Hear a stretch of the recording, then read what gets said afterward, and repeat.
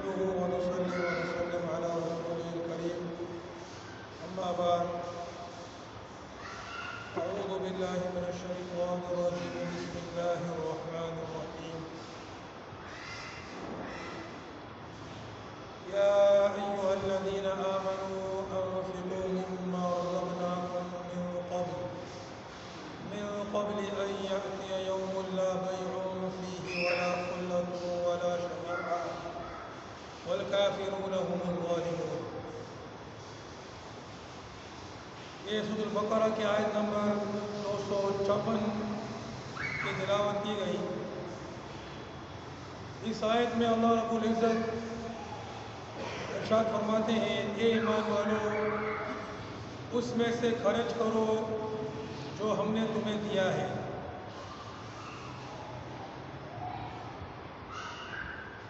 مما رزقناکم یعنی اس میں سے جو ہم نے تمہیں دیا ہے. تو جو تم خرچ کرو گے ہمارے حکم کے مطابق وہ اصل میں ہمارا ہی دیا ہوا ہے, وہ تمہارا ہے بھی نہیں. اور اگر اللہ رب العزت مطالبہ کرتا کہ سب کچھ خرچ کر ڈالو تو بھی اس کا حق ہے. اگر وہ مطالبہ کرتا کہ اپنا جان مال اولاد بیوی بچے ہر چیز خرچ کر ڈالو تو بھی اس کا حق ہے کہ سب کچھ اسی کا دیا ہوا ہے. لیکن اس نے جو ہے فرمایا کہ اس میں سے خرچ کرو, یعنی پورا خرچ کرنے کا حکم نہیں دیا. تو اس میں تمام جو فرائض اور واجبات ہیں, زکوٰۃ اور جو دوسرے واجبات صدقات ہیں وہ, اس کے علاوہ مستحب اور نفلی صدقات وہ, اور اس کے علاوہ اپنے بدن سے خرچ کرنا, اپنے وقت سے خرچ کرنا وہ بھی اللہ کا دیا ہوا ہے. اللہ تعالیٰ کی اطاعت میں, نماز میں, روزے میں, زکوٰۃ میں, حج میں, جہاد میں, یہ سب کے سب جو ہے وہ اس میں آ گیا.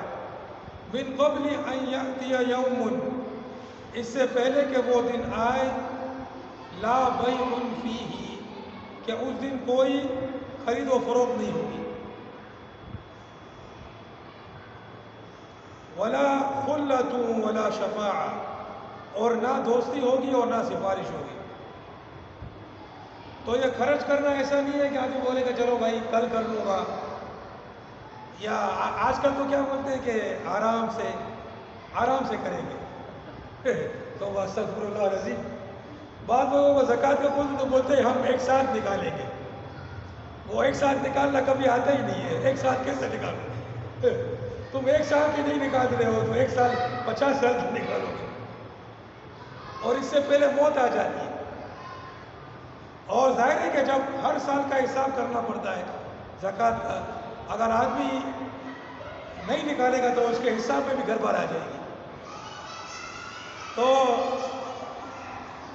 اللہ کے راستے میں خرچ کرنا ہے اپنے مال سے, اپنی جان سے, اپنے وقت سے, اس دن کے آنے سے پہلے. اور یہ دن جو ہے ہمارے اعتبار سے ہماری موت ہے. ہماری موت ہو گئی سمجھ لو وہ دن ہمارے لیے آ گیا, اس لیے کہ موت کے بعد پھر نہیں ہے وقت. اس کے بعد آخرت کی پہلی منزل شروع ہو گئی, برزخ والی. تو لا بیع فیہ ولا خلۃ ولا شفاعہ, نہ خرید و فروخت ہوگی, نہ دوستی کام آئے گی اور نہ سفارش کام آئے گی. خرید و فروخت کا ایک مطلب یہ لکھا ہے مفسرین نے کہ اس سے فدیہ دینا مراد ہے, کہ کوئی جان کسی جان کے بدلے عذاب بھگتنے کے لیے تیار نہیں ہوگا. بہرحال خرید و فروخت یعنی کسی بھی طریقے سے کوئی بھی لین دین کے معاملے سے آدمی اپنے آپ کو چھڑا نہیں سکے گا. آدمی اپنے آپ کو چھڑا نہیں سکے گا. کوئی لین دین کا معاملہ وہاں نہیں ہوگا. جو دنیا میں بویا ہے اس کو پورا وہاں پر کاٹنا پڑے گا. ولا خلۃ, اور کوئی دوستی بھی نہیں ہوگی کہ کوئی دوست آ کے بچا لے گا. ولا شفاعہ, اور نہ کوئی سفارش ہوگی. اب یہاں پر دوستی سے مراد یہ ہے کہ یہ اہل کفر اور اہل فسق کے بارے میں ہے، یعنی جو کافر ہیں یا جو فاسق ہیں ان کے لیے ہے۔ باقی جو متقی ہوں گے، جو اللہ سے ڈرنے والے ہوں گے، تو ارشاد فرمایا سورۃ الزخرف میں الاخلاء یومئذ بعضهم لبعض عدو الا المتقین، کہ اس دن دوست آپس میں ایک دوسرے کے دشمن ہوں گے سوائے متقین کے، سوائے پرہیزگاروں کے، سوائے ان لوگوں کے جن لوگوں نے اس دنیا کے اندر تقوی اختیار کیا ہوگا، اللہ رب العزت کے عذاب سے، اس کے غضب سے اپنے آپ کو بچایا ہوگا اس کی فرما برداری کے ذریعے سے، تو ان کے درمیان میں تعلق ہوگا، ان کے درمیان میں دوستی ہوگی۔ اور اسی طرح جو سفارش کا لفظ سنا ہے کہ سفارش بھی نہیں ہوگی، تو اس سے مراد بھی کافر ہیں، ما للظالمین من حمیم ولا شفیع یطاع، کہ ظالموں کے لیے نہ کوئی دوست ہوگا نہ سفارش کرنے والا ہوگا جس کی بات مانی جائے۔ ہاں، اہل ایمان کے لیے سفارش ہوگی، ان میں سے جن کے لیے اللہ پاک اجازت دے گا، جس کو اجازت دے گا اور جس کے لیے اجازت دے گا۔ سفارش کے لیے اللہ کے یہاں دو چیزیں ہیں، کہ ایک تو وہ کہ سفارش وہ کرے گا جس کو اجازت ملے گی، اور صرف اس کے لیے کرے گا جس کے لیے اجازت دی جائے گی، تو یہ سفارش ہوگی جو کام آئے گی۔ لیکن اگر آدمی کے پاس ایسے اعمال نہ ہو کہ جو اس کو اس سفارش کا حقدار بنائے، یا حقدار تو خیر کوئی بھی نہیں ہے اللہ کے یہاں، اس سفارش کا یعنی کہ وہ ذریعہ بنے اللہ سبحانہ و تعالیٰ کے یہاں، تو اس کے لیے پھر کوئی سفارش نہیں ہوگی۔ وَالْكَافِرُونَ هُمُ الظَّالِمُونَ، اور جو کافر ہیں وہ ظلم کرنے والے ہیں، وہی جو ہے وہ ظلم کرنے والے ہیں۔ تو اس آیت میں فرمایا کہ اس دن کے آنے سے پہلے جس دن جو اصل چیز ہوگی وہ اعمال ہوں گے۔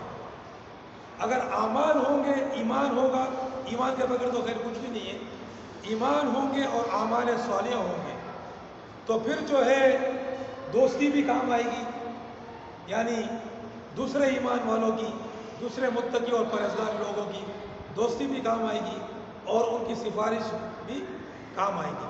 اگر ایمان اور اعمال صالحہ نہیں ہوں گے تو پھر جو ہے وہ آدمی جو ہے وہ، جیسے بعض لوگ جو ہے وہ کسی پیر کی نسبت سے یا کسی فلانے کی نسبت سے اپنے آپ کو سمجھتے ہیں کہ ہم لوگ بخشے بخشائے ہو جائیں گے، تو یہ سب جو ہے وہ اس دن نکل جائے گا، اس دن جو ہے وہ کوئی کسی کا کام نہیں آ سکے گا۔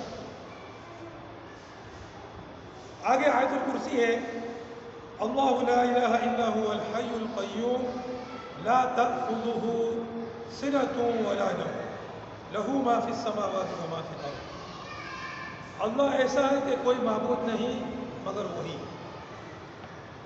وہ زندہ ہے، قائم رکھنے والا ہے،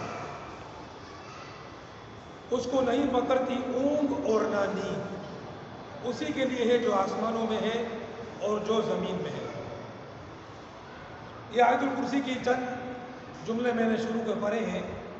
آیت الکرسی کی جو ہے بہت فضیلت ہے۔ ایک حدیث میں ہے کہ ابی بن کعب رضی اللہ تعالیٰ عنہ سے نبی اکرم علیہ السلام نے پوچھا، اے ابو المنذر، یہ ان کی کنیت ہے، کیا تم جانتے ہو کہ اللہ کی کتاب میں وہ کون سی آیت ہے تمہارے پاس جو سب سے عظمت والی ہے؟ تو میں نے عرض کیا کہ اللہ اور اس کے رسول ہی بہتر جاننے والے ہیں۔ آپ نے پھر سوال فرمایا تو میں نے عرض کیا، اللہ لا الہ الا هو الحی القیوم، یعنی آیت الکرسی۔ تو آپ صلی اللہ علیہ وسلم نے میرے سینے پر ہاتھ مار کر فرمایا، اے ابو المنذر، تمہیں علم مبارک ہو، یعنی کہ تم نے صحیح جواب دیا ہے، اور اللہ پاک تمہارے علم میں برکت دے۔ اور بعض احادیث میں اس کو قرآن مجید کی تمام آیات کا سردار کہا گیا ہے، اور اس میں جو ہے کرسی کا ذکر ہے، تو اس لیے یہ آیت الکرسی کے نام سے مشہور ہے۔ اور یہ شروع ہوتی ہے کہ اللہ پاک وہی ہے کہ اس کے علاوہ کوئی معبود نہیں ہے، وہ اپنی صفت الوہیت میں اکیلا اور یکتا ہے۔ الحی القیوم، زندہ ہے، ہمیشہ سے ہے، ہمیشہ رہے گا، ازلی ہے، ابدی ہے، اپنی ذات اور صفات کے ساتھ ہمیشہ سے زندہ ہے اور ہمیشہ زندہ رہے گا، اس کو کبھی زوال نہیں ہے۔ القیوم مبالغے کا صیغہ ہے، خود قائم رہنے والا اور دوسروں کو قائم رکھنے والا۔ ساری کائنات جو ہے وہ اللہ سبحانہ و تعالیٰ کی مخلوق ہے، تو جو کچھ بھی ان کے پاس ہے وہ سب اللہ کا دیا ہوا ہے۔ تو اللہ پاک جو ہے اپنی ذات سے قائم ہے ہمیشہ سے، اور اس کے علاوہ جو کچھ بھی ہے وہ اس کا پیدا کرتا ہے اور اس کا قائم کرتا ہے اور اس کا باقی کرتا ہے۔ صحیح بخاری میں ہے کہ حضور پاک علیہ السلام رات کو جب تہجد کی نماز کے لیے بیدار ہوتے تو بارگاہ خداوندی میں جو معروض پیش کرتے اس میں یہ تھا، اللہم لک الحمد انت قیم السماوات والارض ومن فیہن، اے اللہ تمام تعریفیں تیرے لیے ہیں، زمین و آسمان اور جو کچھ ان میں ہے تو ان سب کا قائم رکھنے والا ہے۔ اللہم لک الحمد انت قیم السماوات والارض ومن فیہن۔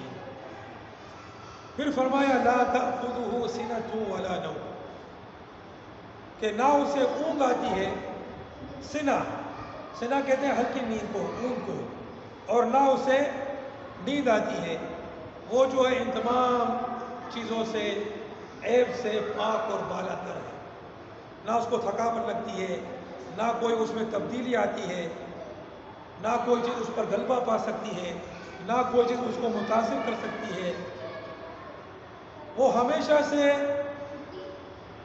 جیسا ہے ہمیشہ تک ویسا ہی رہے گا، اس میں کوئی تبدیلی، تغیر کچھ بھی نہیں ہے، نہ اس پر کوئی چیز غلبہ پا سکتی ہے، نہ وہ خود سوتا ہے، نہ نیند اس پر خود غلبہ پا سکتی ہے، کوئی بھی ایسی کوئی چیز نہیں، بلکہ تغیر اور تبدل سے پاک، جیسا ہمیشہ سے زندہ ہے اور ہمیشہ سے دیکھنے والا، سننے والا، جاننے والا ہے، ہمیشہ تک اسی طرح بغیر کسی تبدیل اور تغیر کے۔ حدیث میں ہے کہ اللہ پاک نہیں سوتا اور نہ اس کے یہ شایع نشان ہے کہ وہ سوئے۔ لہو ما فی السماوات و ما فی الارض، کہ جو کچھ زمین و آسمان میں ہے وہ اس کی ملکیت ہے، وہ جس طرح چاہے اس میں تصرف کرے، جس طرح چاہے ان کے ساتھ معاملہ کرے، کوئی اس کو پوچھنے والا نہیں ہے، نہ کسی کو کوئی حق ہے، نہ کسی کو کوئی اختیار۔ بندے کو ہمیشہ اس کی قدر پر، تقدیر پر راضی رہنا چاہیے، یہ بندے کا فرض ہے۔ تو یہ چند جملے تھے، آگے انشاءاللہ آیت الکرسی کل انشاءاللہ مکمل کریں گے۔ اللہ پاک ہمیں قرآن کو سمجھنے کی اور عمل کرنے کی توفیق عطا فرمائے۔ وآخر دعوانا الحمد للہ رب العالمین۔